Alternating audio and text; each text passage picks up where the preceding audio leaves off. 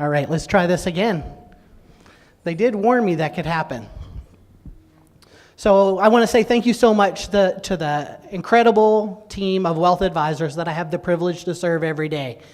And I know on your behalf how much time, energy, dedication that they put into creating not only a memorable experience for you, but giving you the best financial advice that they can. So Deanna mentioned that I'm originally from Dallas, Texas. And when we talk about preparing for life's transitions, I've certainly had many transitions in my life. And I'm looking around the room, and I imagine that you probably have as well. So whenever you decide to have a major life change, like leaving your country, your family, your state — Texas is a pretty proud state — and you leave your career and your friends and your colleagues and you move to another country, it's pretty impactful. It's pretty major. And it's not just the financial preparation that it takes to do the things that are important to us in life. There's a lot more preparation that comes in the mental and the emotional side of things. So today's discussion is not going to be concentrating on the financial aspects of the work that a financial advisor does. It is actually going to be talking about how we can help prepare our members and you and give you some techniques and some tools that'll help you smooth out some of the bumps of life's transitions, which we all go through and will continue to go through. So our goal as a wealth team is to help our members not only meet their personal financial goals, the things that are most important to you, but we would like to see you financially, mentally, and emotionally prepared to live the life that's important to you. We hope to help you live your best lives. Traditionally, Deanna mentioned, financial advice focused on the investments, the rate of return, the budget, the plan. Really, it was the money thing. And as she mentioned, the role of a financial advisor has really shifted to that more holistic model. And this is something that we embrace here at Wealth Management at Synergy Credit Union and through Credential Financial Strategies and Credential Asset Management. It takes time. We take the time to understand what's important to you, your values, your beliefs, your goals, your hopes, your dreams. And then we design a plan that helps you get there no matter how complex.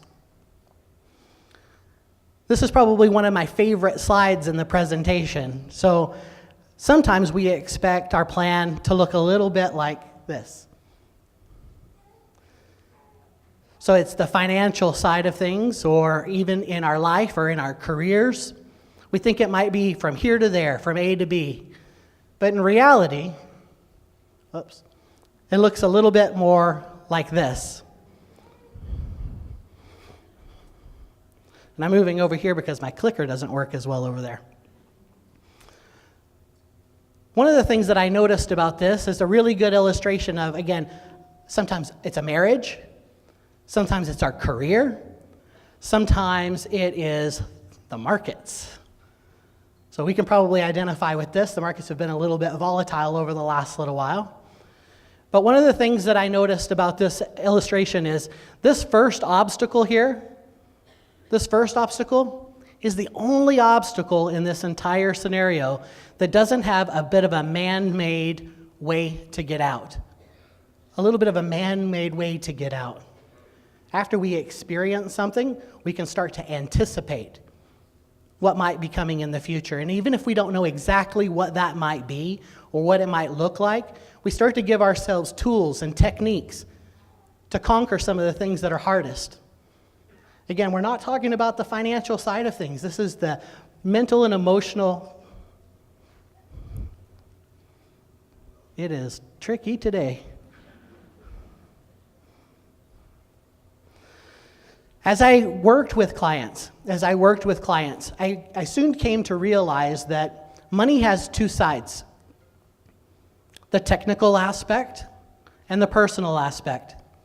So the technical aspect is the stuff that we do day in, day out. We talk about it quite often, again, as financial advisors: the taxes, the investments, the financial advice.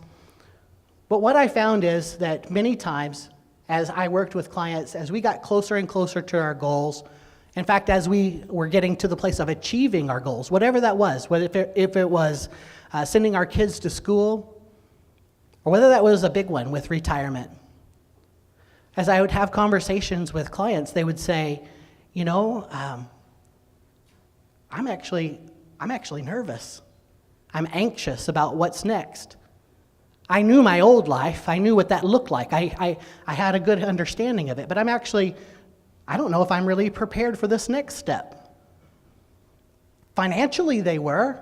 Financially, I'd done all the work as a financial advisor to ensure that they could get to where they wanted to be.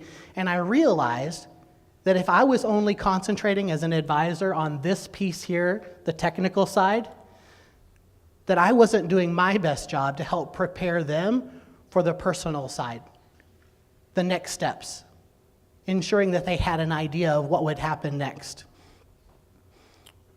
So life is full of transitions, whether it's retirement, the big one, whether it's marriage, the sale of a business is huge, the farm, divorce, a change in health and inheritance. These are all different life events. And in our example today, in my example that I concentrate on most, I'm going to talk about retirement, but I really want to really drive home right now that the tools and the techniques that I'm going to talk about today can apply for any of these different life transitions. So life is change, and change is emotional. When we talk about the transition to retirement, and again, I'm only using this one as an example, it's a relatively new phenomenon that we have the huge life expectancy that we have today.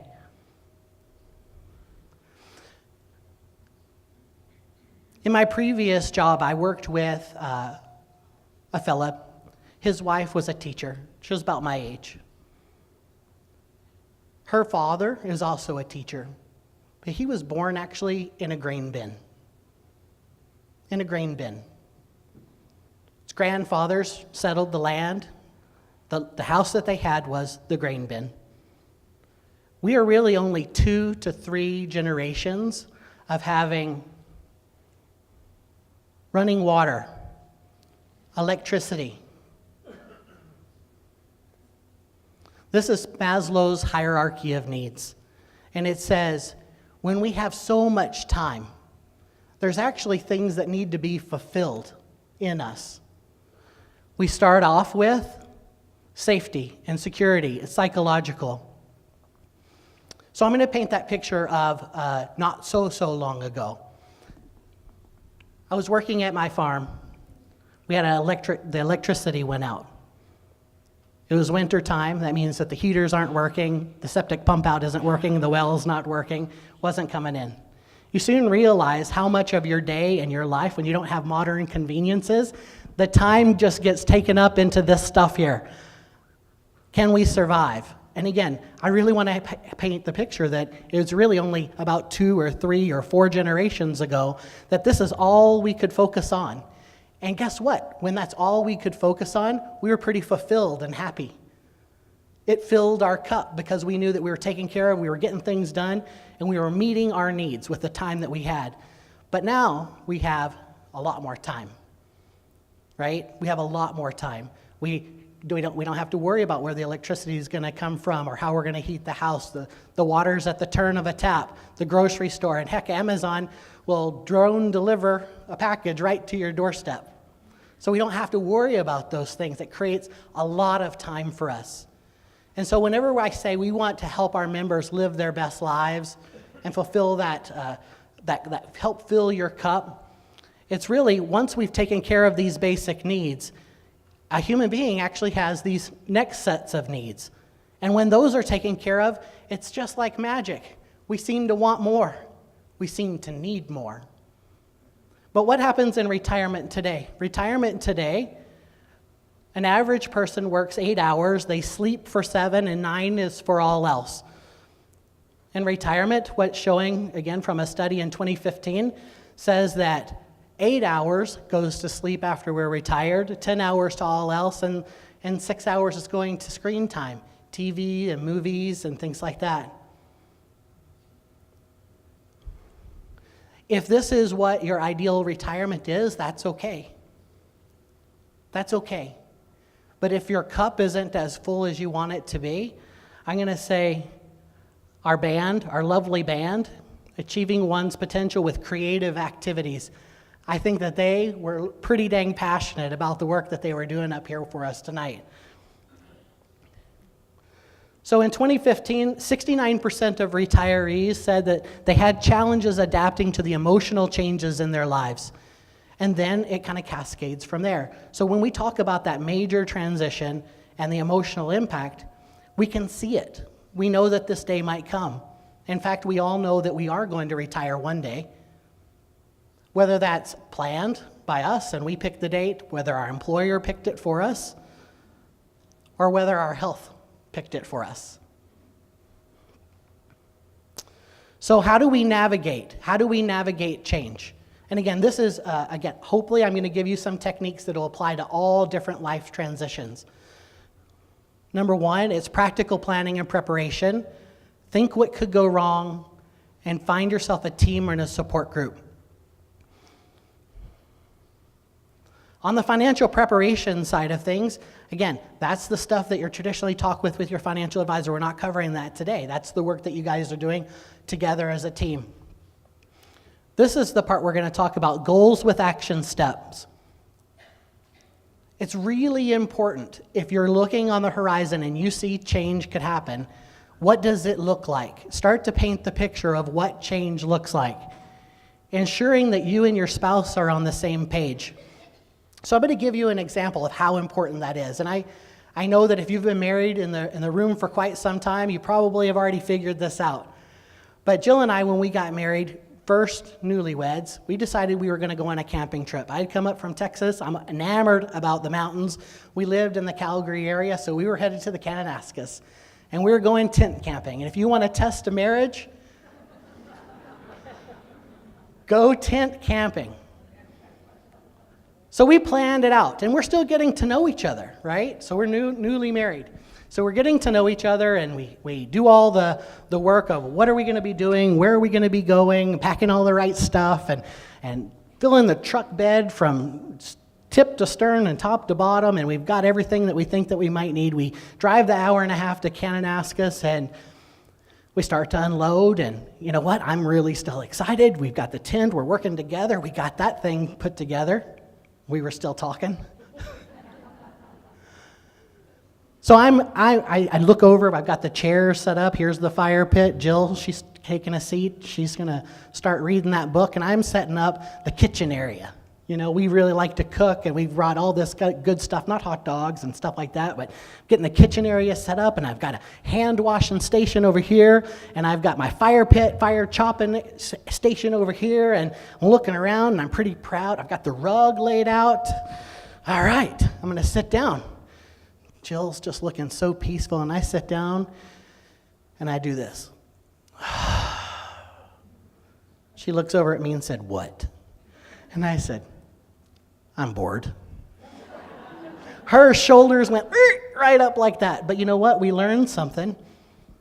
We learned that she needs relaxation, a book, doesn't take too much. But you know what our vacations look like now? There's a time whenever I go out, I'm meeting people, we're exploring, we're canoeing, we're hiking, we're finding things to do, but we also take that time that she needs to do the things that are important to her. And you navigate those things along your life, but sometimes when we start to end up on this second career of retirement, the next 20 to 25 years together, we maybe haven't talked about how this is going to look together. So I would encourage you to make sure that you and your spouse are on the same page, to create a roadmap and work through some mental and emotional preparation for life's transitions. So the mental and emotional side of things are, what are my feelings about retirement? Very few people actually explore this question, and it takes work. We get busy, we're living life, we're preparing for the next holiday, we're preparing for that hockey tournament, we're going to see the grandkids. So this is a technique here, taking some time for reflection And if you're still working, maybe closer to the end of your career, try to see if you can take an extended time period off, a sabbatical, to do that. Time unplugged, figuring out, how do I feel about this next stage of my life? Am I mentally and emotionally ready for it? And if you don't have the option to take a sabbatical, dedicate one of your vacations to this, to the conversation, to the exploration. Visualization. Visualization is another technique that helps us get through life's transitions. We have to be able to picture ourselves on the other side. When we create a mental roadmap of what that looks like, our brains and our bodies, when we arrive, have already been. The brain is so powerful in visualization. If you can visualize what that life looks like, you getting enjoyment and fulfillment and whatever that looks like, getting through the hard stuff, when you arrive, your brain and your body already know how to get there. Prepare for taboo feelings. When you meet folks who are retired, most of the time it's like, yep, it's good, it's great, yeah, I'm excited, I'm happy, yeah, that's great. But I know by having the conversations that actually sometimes there's things that we might not want to share, that I'm nervous, I'm anxious. Into retirement, you can feel depression. What was this about? So one of the techniques to deal with that is to write up a list of positives and negatives to discuss them. So some of the things around the retirement conversation could be loss of identity and purpose. This one's huge. I use the analogy or the clients that I've dealt with that happen to be a farmer. But this could be a teacher, it could be a nurse, it could be a wealth manager who gives of themselves, their time and their career, everything that they've got. But when you think about that farmer who's been raised on the land, working with their dad, so working before they were ever really working, they were working. They've been a farmer in 4-H, it's who they are. They bleed dirt. That's the words that many of my clients have said at retirement. Austin, I don't know what I'm gonna do. I bleed dirt. And if I'm not farming, what am I? What am I? Who am I? These are important things to consider. And when you work through them, you get to the other side. A lack of social connection. We get a lot of our social connection from our time at work.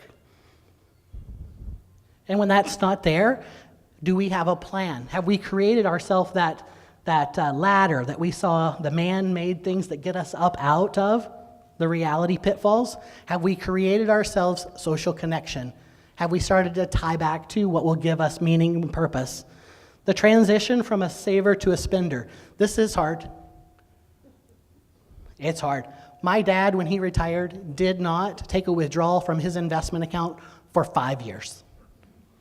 He could not mentally, that's all it was. He was financially prepared. He could not mentally get that shift going because for 30 years I've been investing, I've been saving, I've been accumulating. For 30 years, it's who you are, it's what you do, it's the discipline of it. And when the time comes to take the paycheck, it's sometimes hard to make that withdrawal. Even if you know, even if the financial advisor shows you you're going to be okay, mentally and emotionally, it's hard. And it's okay to acknowledge that, and we come up with strategies. So a strategy that we can use here is called reframing. Reframing. So instead of thinking of it as spending and saving, think of it as this. You've been preparing to be your own business owner for 30 years. When you were working for someone else, you were renting your time. And now you're in the position to buy your own. You're in the position to buy your own time. You are just giving yourself a paycheck. You started your own business and you're giving yourself a paycheck. Reframing how we think about things helps move us along mentally and emotionally. Sudden amount of time with spouse. This is huge. Sometimes we have the conversation ahead of time, and sometimes we're fumbling our way through it. But I'm going to tell you a story. I was at a dinner party a couple months ago. And I am changing the names of this one for the innocent.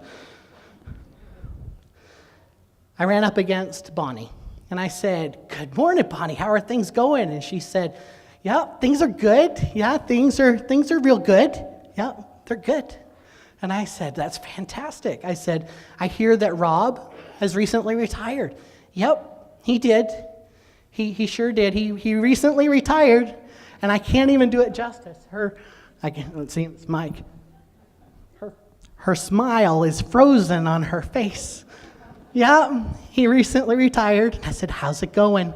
She said, well, I kind of liked that he used to have a place to go and things to do, because now he's an expert at things like laundry,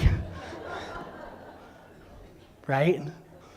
We can all maybe identify with this. I had a client that was an executive, and he was driven, he was focused on his career, and I'm going to tell you, sometimes the ones that we have that single area of our life that we dedicate everything to, that profession, that craft, that calling, whatever it is, and we put so much into it that we don't ever really develop some of our other things that fill our time, those tend to have the biggest, hardest times in transition. So we think about, what will you do with your time? How soon should you start thinking about this? You start thinking about it quite early so you can develop the things that are going to be other passions than work. And one of the exercises that I used to do with a client, and you can take this and do it on your own, do it together, do it separately as spouses. It's an activity grid to say, okay, what is the thing that gives me meaning and purpose and fills my time today? A lot of times it starts out with work, family. Sometimes we've got things in our community or our church, and I can't tell you how many times that's about the end of the box. Maybe we have one more. Maybe there's another one. Whether replace golf with anything else that you would have liked to have done. But really, the challenge that I try to give my clients is to try and fill the tic-tac-toe box with things that will be meaningful to you, that will take some of that time. Every day is a Sunday. Every day is a Sunday. For me, teaching and coaching is a huge one. And if you found in your profession that you gain so much knowledge and experience, share it with others. It's amazing what happens when you share your knowledge. That person that bled dirt, he got to start to mentor and teach other young farmers who are just getting into it. He found a new calling, he found a new passion. So the Canadian Journal of Counseling and Psychotherapy says that a positive worldview, good family relationships, a robust and diversified identity, and involvement in meaningful activities apart from their job are likely to have an easier transition to retirement. Easier. Our job, my hope that you take something away from today is that it won't solve the ups and downs, but an easier transition into retirement, because you're always going to have the bumps. So when you talk about what could go wrong, this is very important. I'm going to talk about a different life transition. So my mother-in-law is 81 years old. She lives in Winnipeg. And she has a bit of anxiety right now. And we started to notice that she has some anxiety on our regular phone calls. And what we found out is that she's really kind of nervous that what's going to look like if she were to ever lose her license. What's that going to look like? She's been driving, she's been independent for over 60 years. What does that look like? What does that mean for her? So we started to talk about it. And together as a family, we started to take it on. She hasn't lost her license today. Everything's fine. She's fine. She can go anywhere she wants to. Heck, she has a bigger social life than I do. That's the truth. So we're starting to practice taking cabs so that there's a bit of a comfort level, so that if it ever did happen, she's already got some tools in her toolbox in her back pocket that she's comfortable with, right? But that's any life transition. You can give yourself trial runs. What could go wrong? What would I do? Get yourself a little practice. Takes the anxiety away. Creating your team or your support crew. It's this part right here, before you need them. I hope that obviously your family and your spouse and possibly if you're working with a counselor, but when we talk about your work with a financial advisor, know this, relationships take time to develop. It's important that we're both investing in this relationship so that it's there when and if you ever need to have conversations like this. But there's a reason we work out with a friend. Times do get tough. You may wonder, what have I gotten myself into with some of the thoughts or choices?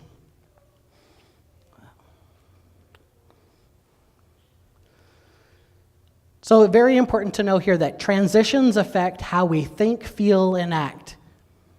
The reason why it's also important for us to have a conversation is that your thoughts affect your emotions affect your decisions, and your decisions affect your life. So if we haven't had a conversation or really know what's going on in your world, sometimes it's hard to know that something is going on that we might be able to help you with. And again, the work that you do with a financial advisor, know this. That door is closed, it's confidential, there's a professional code, professional regulations that say these are confidential conversations.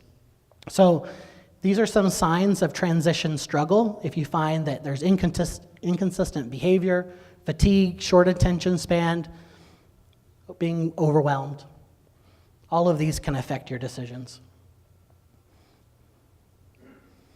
In closing, I want you guys to know that we're here to help plan for and navigate your life's transitions. And with that, thank you so very much for joining us this evening.